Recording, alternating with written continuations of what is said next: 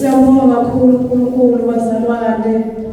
Inhliziyo yami ihleli phansi ilalele uNkulunkulu esifundiso sokulala namhlanje nginenhlanhla. uJesu Kristu inkosi. Haleluya. Nginenhlanhla enkulu ngiyambonga kakhulu uNkulunkulu.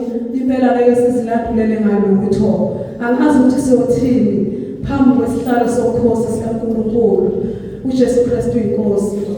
Ngicela ukubonga abazalwane abasinyane siye emnikelweni sinikela sithokoza egameni likaJesu. Amen. Kuya